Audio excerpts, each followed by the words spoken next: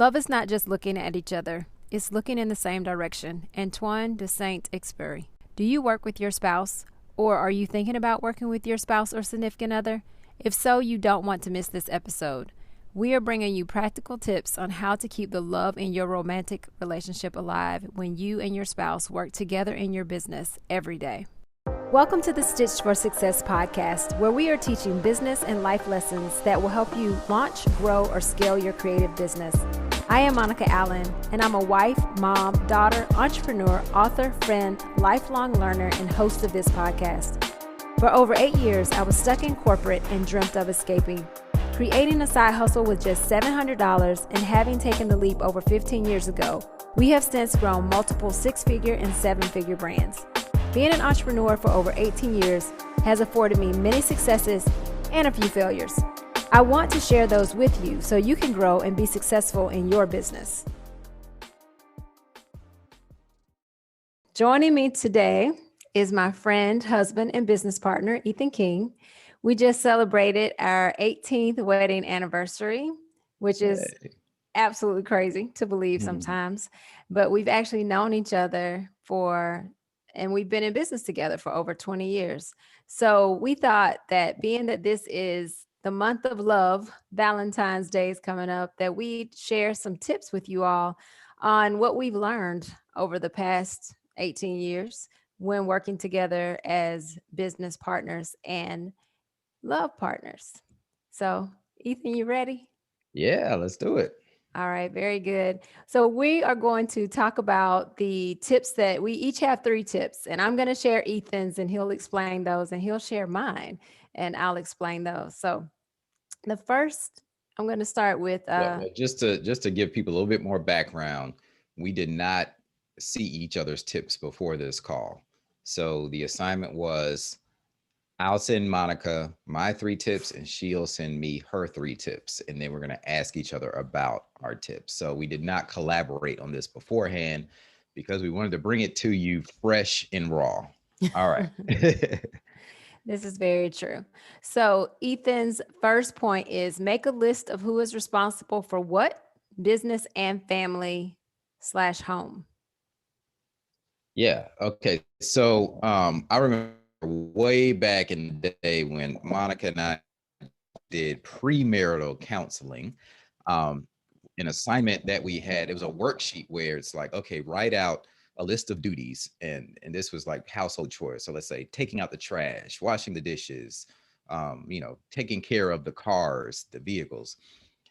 And next to each duty, you had to write the name of the person who is responsible for that task, for that thing. And so we each had our own list, and we would we individually wrote down the names, if I remember correctly, to see where we were in alignment and where we weren't.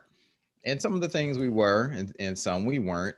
So the ones where we weren't in alignment, we had to discuss that and then figure out whose name belongs on that. For example, taking out the trash. I think we were both in alignment that Ethan's name went next to rolling the trash cans out to the curb every week. So that's cool because I know that I own that it is my responsibility to roll the trash cans out to the curb each week. Now, do I do it every single week? No, sometimes Monica will do it if she's out there. We have an assistant who helps sometimes, and she'll roll them out to the curb sometimes. But I still own that task, and I've accepted that so that it helps with mindset of that duty, and I don't feel any type of angst or grief or resentment towards someone if they don't roll out the trash can because I know it's on my plate. So I think that translates well over into the business world. Also, if you work with your partner, then it's a good idea to list out the business duties, the business tasks, and put a name next to who owns that, so that there's no ambiguity about who is responsible for it. Now, that doesn't mean you can't help. It doesn't mean you can't delegate anything, but you still own that task. And in our business, for example, Monica owns the insurance side of things. Her background, she was an insurance broker for 8 years, worked in corporate America, and I cannot stand insurance, paperwork, payroll, HR, all of that type of stuff drives me nuts. It bores me to tears, but I know it's super important and it has to be done.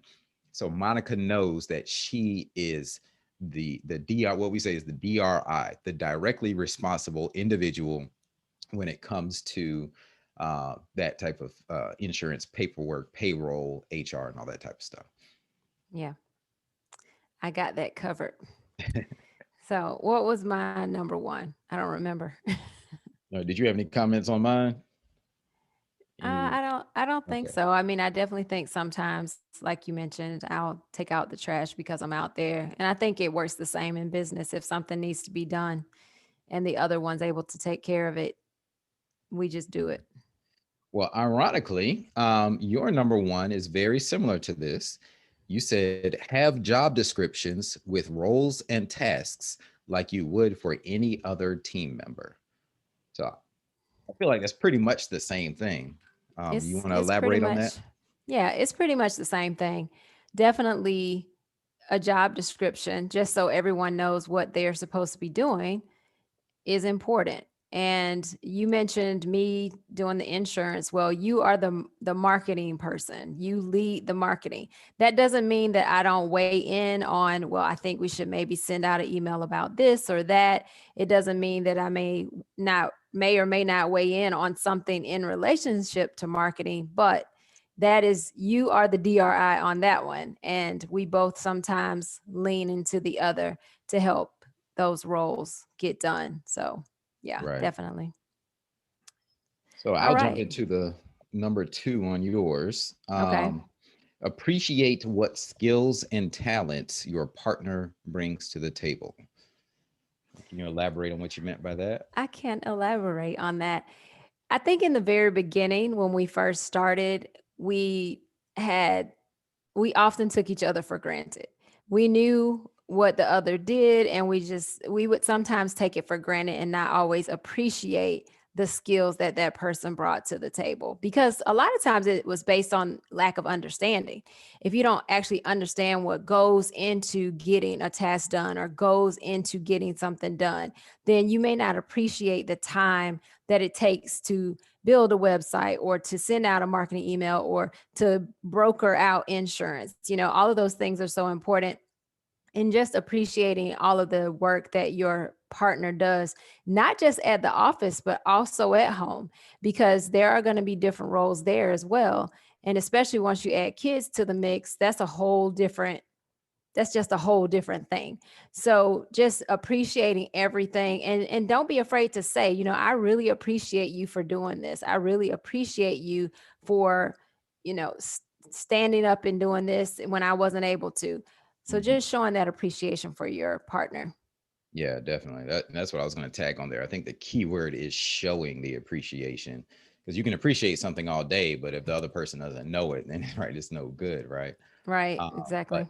yeah, in fact, I was thinking this like prime example where I failed at this recently is I didn't show or tell you, I don't think, um, my appreciation for you doing the W-2s the other day. So Monica Oh, was working. We changed payroll companies in the middle of the year, and so I don't know. You can probably explain better if you want to, but long story short, it probably bore you to tears if we mention on this podcast. But long story short, she had to jump in and manually fix some stuff to get our employees their W-2s on time so they can file their taxes. And like I told you guys a minute ago, I hate doing stuff like that, and that's her wheelhouse. But I appreciate the fact that she spent a good half a day working on that because it is vital to keeping our company going. So it's really what it is empathy and putting yourself in the other person's shoes. And even if you don't understand what they're doing, like Monica may not fully understand all that goes into the web design part of things or the email marketing part of things that I do, but still understanding that it is a lot of work and showing that appreciation. definitely. And I know I surely do not understand all that goes into Facebook ads and Instagram ads and all of that good stuff. I want to understand that, but I don't. And you do such a great job on those things. So you are appreciated as well. Okay, Ethan's number two, be a sounding board for each other. Yeah. So, so in life, you're going to work on different projects together. They're going to be things that your partner's working on their own. For example, Monica has a passion for interior design, and at one point, she was able to go follow that passion and actually work at a store where she could utilize her interior design capabilities. So she took on a job part-time, even though she didn't have to. She wanted to. She was fulfilling a passion. She had a full-time. She had a business that's running, and we had a great team. And she was like, "Hey, I want to go do this thing." So I was like, "Okay, cool, go for it." And even though I don't understand that world 100%, I know that it's her passion, so I would be supportive in that venture. And then would also be a sounding board when whenever she has an interior design project or a client, sometimes she would show me I don't even know what you call it, like the board where you have the different fabrics and the furniture and stuff like that, and I would give her my 2 cents or my feedback, and just be there, be another voice. Because if you're working on a project or you're in a business and you're all alone, and you're in a tunnel and you don't have anyone to bounce ideas off of, then that's going to slow your progress down. So it's always great to be that sounding board for your partner and rely on them for the same thing. Yeah, I think that's so, so important. And I also like being a part of the projects that you're working on, even though I may not, get my hands dirty. I like to see what you're doing. Mhm. Yes, your new project, Six Pack Dads. I'm an advocate for being helpful and weighing in and definitely being a sounding board when you need some advice or some thoughts or just anything that I can help do. I want to do that because I love you. All right. All right, I think it's on you. You're up next. Okay. All right. So the third tip on Monica's list is goals and overall mission vision should align. All right, what do you mean by that? Okay. So what I mean by that is you're working together. You truly know you're a team, and the vision for the business, the vision for your family should be the same. One of the sweetest things you ever did for me was gave me this card, and you talked about how we build things together. And Mhm. that has just stuck with me. And, you know, we're building this business together, we're building our family together, and we talk about those things. We talk about our financial goals, we talk about our business financial goals, we talk about our goals for our kids and making sure that they're well-rounded, they're educated, they're entrepreneurial. And we talk about those things. And to me, just us being aligned in that helps us continue to grow and move forward and truly be prosperous in what we do. And when we do get off track, or one of us is kind of going the opposite direction, we can talk about it and say, okay, well, what's our ultimate goal? What ultimate goal? What do we want to look back and say we've accomplished? Where are we trying to go? And Mhm. when we know where we're going, then we can fill in the steps, the appropriate steps to get there. So we're both climbing up the same ladder together, or however, whatever metaphor you want to use, we're both on the same page. And I think that's very important. Yeah, definitely. And I'll have to research this because there's some quote out there. Maybe you can find it and add it into the podcast. But it's something like, when people are young and they're dating, they're in love, they're looking at each other, their vision, they're looking into each other's eyes, right? If you have this metaphor, this visual. Um, but the key to sustainable growth and staying together in your relationship, especially if you work with your spouse, is to, instead of gazing into each other's eyes, if you're standing side by side and both looking at the same vision, the same goal, the same horizon, and you're marching toward that horizon together, and it's like you're fighting together in battle, and whatever comes your way, you're side by side, helping each other, marching towards that goal, towards that shared vision. And that's the key to staying together. It's like So you have these adventures together, you have these adversities that you help each other through, these things that you're building all along. And, my my card was about us building. We built our house together, the house that we live in, built from the ground up. We built our business, our company headquarters together from the ground up. We build our kids from the ground up, for lack of a better term. But we're always building something together. And I think that is the key to longevity and freshness in a relationship. For sure. I totally agree with that. And I had a point to add, but it kind of slipped away when you mentioned building the kids from the ground up. So that was interesting. I do think it's important, and I feel like your number three is somewhat similar, or it's an extension to this. Is have common interests besides work and kids. For example, TV shows and movies, date nights, golf, travel together, Mhm. type of thing. Do you want to add Yeah. more to that? So it's a little bit different. So that one is really about, and we still find ourselves in this situation from time to time. But when the kids are gone and when you have time alone together, what are you talking about with your spouse? And we've found that a lot of times we end up talking about work, and we're talking about kids when we're not at work and the kids aren't around. We should be talking about something completely different. But sometimes it's like, I don't really have anything else to talk about because I've just been immersed in work and kids for the past however long, especially now with Right now, yeah, for the sure. pandemic. It's like the kids have been home. We haven't been traveling much. All we've been doing is just working and dealing with the Parenting. kids. So there's nothing Yeah. else to talk about. But I think you have to be intentional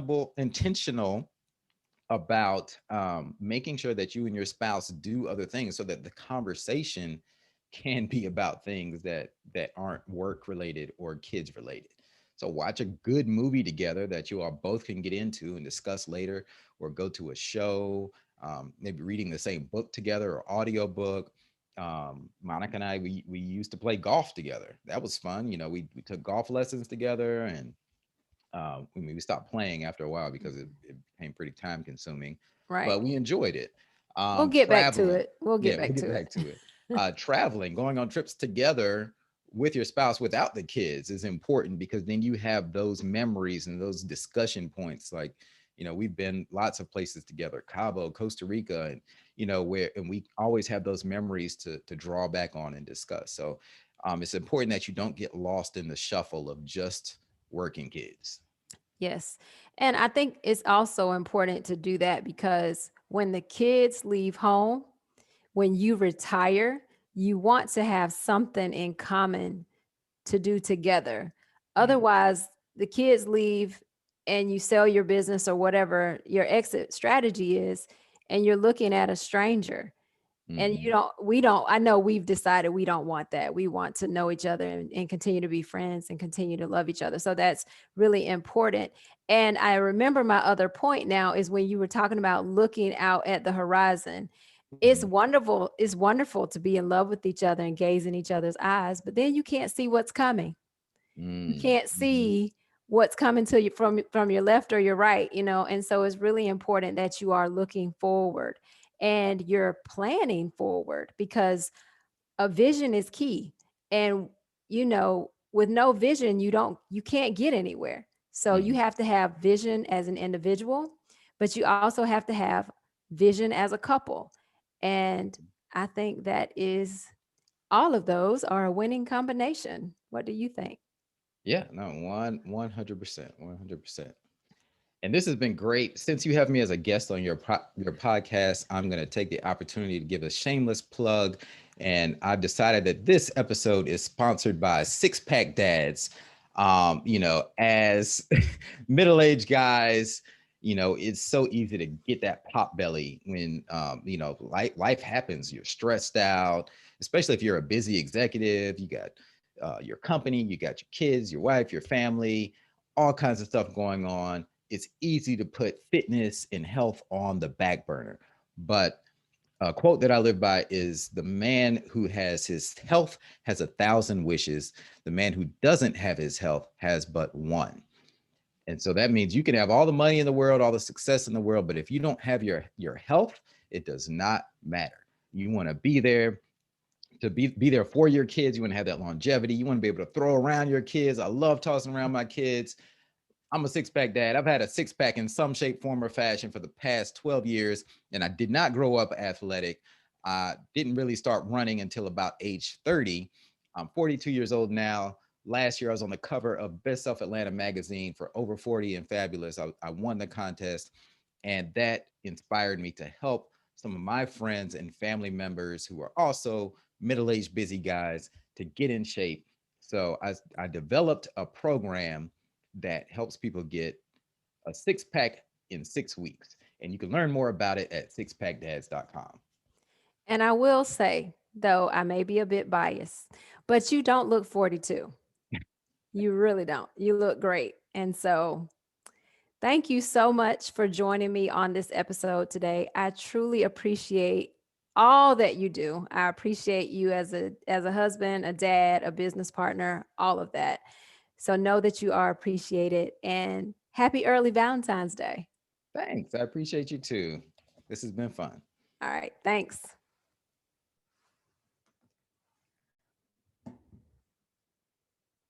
I thank Ethan so much for being a part of this podcast episode. We wanted to give you guys somewhat of a roadmap if you're thinking about working with your spouse or significant other, or if you're already doing so. Trust me when I tell you, it has not been easy. I've had many people tell us that, I don't know how you guys work together. How do you do that? I could not work with my spouse. And we have had our moments. He and I are both very much type A people. We have very strong opinions, and we both think we're often right. So that being said, we've had some moments, some arguments, some frustration, but we have learned and created these rules of the game over time.